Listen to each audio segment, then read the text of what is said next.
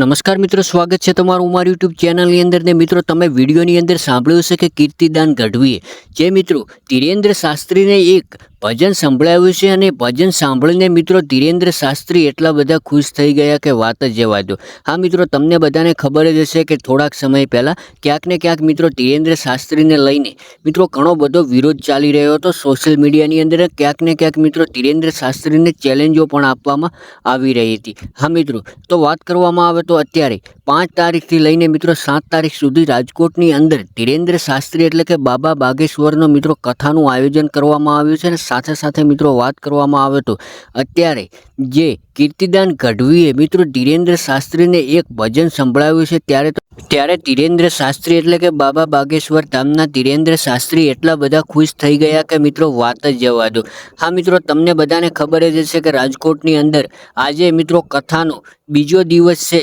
ત્યારે મિત્રો વાત કરવામાં આવે તો હવે લાખોની સંખ્યાની અંદર એમની કથાની અંદર મિત્રો લોકો આવી રહ્યા છે અને સાથે સાથે એમને ઘણા બધા સનાતન ધર્મના લોકો સપોર્ટ પણ કરી રહ્યા છે।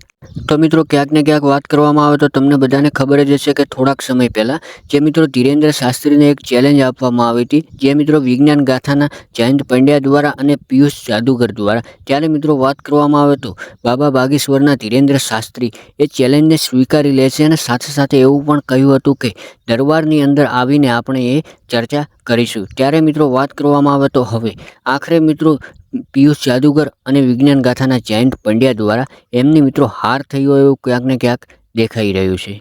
કારણ કે મિત્રો તમને બધાને ખબર જ હશે કે બાબા બાગેશ્વર ધીરેન્દ્ર શાસ્ત્રી ઉપર વિજ્ઞાન ગાથાના જયંત પંડ્યા દ્વારા અને પિયુષ જાદુગર દ્વારા મિત્રો કરોડો રૂપિયાનું ઇનામ રાખવામાં આવ્યું હતું ને એવું પણ કહેવામાં આવ્યું હતું કે જો બાબા બાગેશ્વર જો ગરમ સળીઓ પકડીને 10 મિનિટ સુધી ઊભા રહે તો અમે એમને કરોડો રૂપિયાનું ઇનામ આપીશું। તો ત્યારબાદ મિત્રો વાત કરવામાં આવે તો 5 તારીખે બાબા બાગેશ્વર રાજકોટની અંદર આવ્યા ત્યારે જયંત પંડ્યાએ ક્યાંક ને ક્યાંક એવું કહ્યું કે અમને કોઈ પણ પોલીસની સુરક્ષા આપવામાં આવી નથી।